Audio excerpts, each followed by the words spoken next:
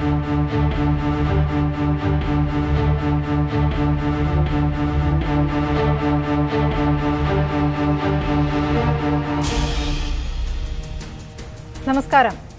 കണ്ണൂരിലെ കണ്ണീരുണക്കാൻ പട്ടാളം വരണമെന്ന് ബി.ജെ.പി. RSS മണ്ഡലം കാര്യവാഹക് ബിജുവിന്റെ കൊലയുടെ കണക്ക് ചോദിക്കാൻ ബി.ജെ.പിക്ക് സൈന്യമെത്തണം.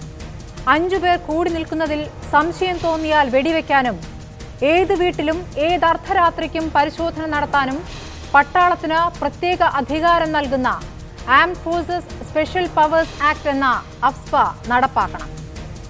നിയമ സംവിധാനം സംരക്ഷിക്കാനും എല്ലാവർക്കും നീതി കിട്ടാനും ഒറ്റ പോംവഴിയേ ഉള്ളൂ എന്നാണ് ഇന്ന് ഒ രാജഗോപാൽ പറഞ്ഞത്.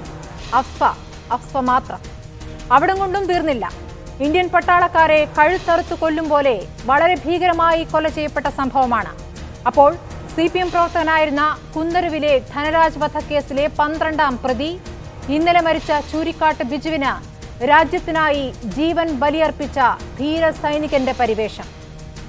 ആക്രമണത്തിന് നേതൃത്വം നൽകിയ CPM പ്രവർത്തകർക്ക് പാക് ഭീകരരുടെ സ്ഥാനവും. ഗംഭീര താരതമ്യം. അങ്ങനെ എല്ലാവർക്കും നീതി ഉറപ്പാക്കാൻ അഫ്സ്പ നടപ്പാക്കണമെന്ന ബി.ജെ.പി. ആവശ്യം നേരെ കേന്ദ്രത്തിലേക്ക് എത്തിക്കാനാണ് ബി.ജെ.പി. നേതാക്കൾ ഗവർണറെ കണ്ടത്. ഗവർണറാകട്ടെ പരാതി നേരെ കൈമാറിയത് മുഖ്യമന്ത്രിക്ക്. അതിനിപ്പോൾ ഗവർണറുടെ ഇടനില ആവശ്യമില്ല എന്നാണ് സംഘപരിവാറിന്റെ പരിഹാസം. നയത്തിൽ കേന്ദ്രത്തെ ഇടപെടിക്കാൻ ബി.ജെ.പി. ശ്രമിക്കുമ്പോൾ CPM-ഉം മറുപടി പറയേണ്ടതുണ്ട്.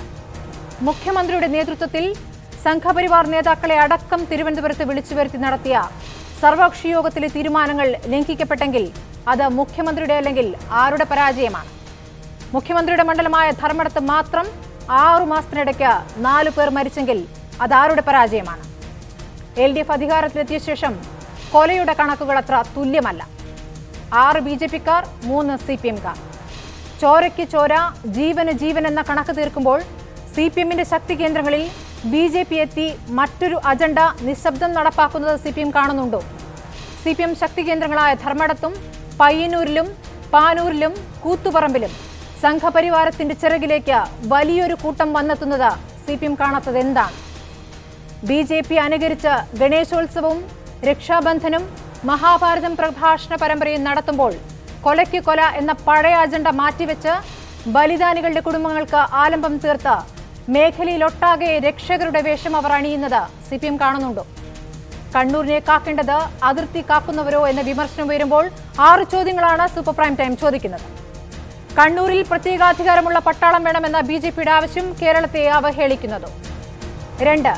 ഗവർണറെ കണ്ട ശേഷം ഇടനിലക്കാരനെന്ന് അധിക്ഷേപിച്ചത് BJP നേതൃത്വത്തിന്റെ ഇരട്ടത്താപ്പോ? 3. കൊല ചെയ്യപ്പെട്ട പ്രതിയെ ഇന്ത്യൻ സൈനികനോട് താരതമ്യപ്പെടുത്തിയത് നീതീകരിക്കാവുന്ന നടപടിയോ? 4.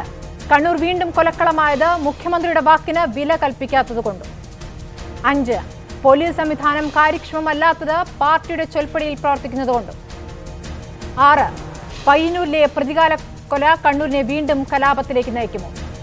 ഈ ചോദ്യങ്ങൾക്കുള്ള ഉത്തരം തേടുകയാണ് സൂപ്പർ പ്രൈം ടൈം. ആദ്യം ഈ ശനിയാഴ്ചയിലെ പ്രധാന വാർത്തകളിലേക്ക്. CPM നേതാവ് MB രാജേഷ് MP, BJP ദേശീയ നിർവാഹക സമിതി അംഗം ശ്രീ PK കൃഷ്ണദാസ്, കണ്ണൂർ മുൻ DCC പ്രസിഡന്റ് K സുരേന്ദ്രൻ, രാഷ്ട്രീയ നിരീക്ഷകൻ ഫക്രുദ്ദീൻ എന്നിവരാണ് ചർച്ചയിൽ പങ്കെടുക്കുന്നത്. ചർച്ചയിലേക്ക് പോകും മുമ്പ് 50 സെക്കൻഡ് ഇടവേള.